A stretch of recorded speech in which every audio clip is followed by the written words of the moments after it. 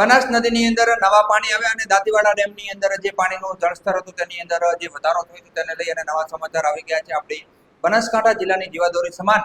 દાંતીવાડા ડેમની અંદર પાણીની અપડેટ આવી ગયા છે અને જે પાણીના લેવલની અંદર જે થોડો વધારો થઈ ગયો છે અને હવે આગામી સમયની અંદર શું છે ખુશખબર, શું છે ખેડૂતો માટે ખુશીના સમાચાર, તેને લઈ અને આ વિડીયોની અંદર આપણે ચર્ચા કરશું. તેની પહેલા આપણે બનાસની ખેતી ચેનલને સબસ્ક્રાઇબ ના કર્યું તો સબસ્ક્રાઇબ કરો અને તેની બાજુમાં બેલનો આઇકન છે તે અવશ્ય દબાવો. આમ તો ચોમાસાની અંદર લેટ પણ સારું ચોમાસું ચાલુ થઈ ગયું અને સમગ્ર વિસ્તારની અંદર સારો એવો વરસાદ પડ્યો, પણ આગામી સિઝનની અંદર જે પાણીને લઈને જે ચિંતા હતી તેની અંદર ખેડૂતો માટે થોડા રાહતના સમાચાર કહી શકાય, કેમ કે જે દાંતીવાડા ડેમની અંદર જે અમીરગઢ પંથકની અંદર અને ડેમના જે વિસ્તારની અંદર વરસાદ થયો, જેના લીધે દાંતીવાડા ડેમની અંદર 24 કલાકની અંદર 1.694 MCM પાણીની આવક નોંધાઈ છે, જેના લીધે જળ સંગ્રહ ટોટલ જે સંગ્રહ છે તેની અંદર 26% જેટલો સંગ્રહ થઈ ગયો છે. તેની અંદર વાત કરીએ તો દાંતીવાડા તાલુકામાં જે વરસાદ અને અમીરગઢની અંદર જે વરસાદ નોંધાયો હતો તેના કારણે દાંતીવાડા ડેમના પાણીની આવકની અંદર 101.7 મિલિયન ક્યુબ મીટરનો વધી અને આજે જે મંગળવારે સવારની વાત કરીએ 8 વાગે 103.201 મિલિયન ક્યુબ મીટર થયો હતો. 1.694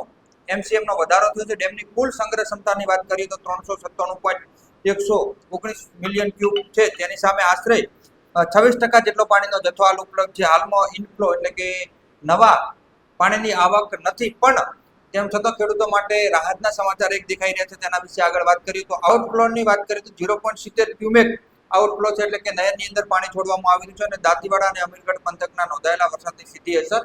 દાંતીવાડા ડેમ ઉપર જોવા મળી હતી. હવે જો ઉપરવાસમાં સારો વરસાદ ચાલુ રહેશે તો આગામી દિવસની અંદર પાણીની વધુ આવક થવાની સંભાવના છે. ઉપરવાસની વરસાદના આંકડાની વાત કરીએ તો આબુ રોડની અંદર ગઈકાલે 2.5 ઇંચ વરસાદ અને માઉન્ટ આબુની અંદર 2 ઇંચ જેટલો વરસાદ થયો હતો, એટલે હજી પણ આગામી 2 તારીખ સુધી વરસાદની આગાહી કરવામાં આવી રહી છે. ટોટલ આ સિઝનના આબુ રોડના અને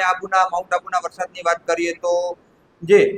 માઉન્ટ આબુમાં સૌથી વધારે 662.6 મીમી વરસાદ નોંધાયો છે અને આબુ રોડની અંદર 350 મીમી વરસાદ, પિંડવાડાની અંદર 324 મીમી વરસાદ નોંધાયો છે, એટલે કે જે તે વિસ્તારની અંદર પાણીના ચેક ડેમો બનાવવામાં આવેલા છે. તે ચેક ડેમો અને તળાવોની અંદર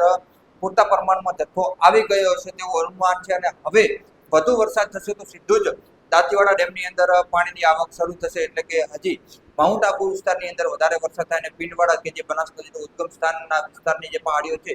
ત્યાં પણ વરસાદનું આગામી સમયની અંદર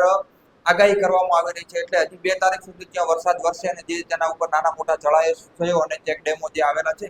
તે ચેક ડેમોની ઉપરથી પાણી તે ભરાઈ જશે અને તેના પછી જલ્દી જ દાંતીવાડા ડેમની અંદર પાણી આવશે. જો સારો વરસાદ થયો છે તો શક્યતા રહે છે. આવી જ દાંતીવાડા ડેમને લગતી અને ખેડૂતોને લગતી તમામ માહિતી માટે આપણી બનાસકાંઠા ચેનલને સબસ્ક્રાઇબ કરો અને તેની બાજુમાં આપેલું બેલનું આઇકોન છે તે અવશ્ય દબાવો અને આપણે ભગવાનને પ્રાર્થના કરીએ કે જલ્દી દાંતીવાડા ડેમ ભરાય, કેમ કે અત્યારે સિઝનની અંદર સારો વરસાદ થઈ ગયો છે, પણ આગામી સિઝનની અંદર બનાસકાંઠા અને પાટણ પંથકના ખેડૂતો જેની ભરાવાની રાહ જોતા હોય છે એવા દાંતીવાડા ડેમની અંદર જલ્દી પાણી આવે અને હું તો ઈચ્છું છું કે બનાસ નદીની અંદર પણ દાંતીવાડા ડેમ પરથી જલ્દી પાણી છોડાય તેવી આપણે આશા રાખી રહ્યા છે, જેથી કુદરત પણ સારો વરસાદ વરસાવે એવી ધરતીપુત્રો રાહ જોઈ રહ્યા છે.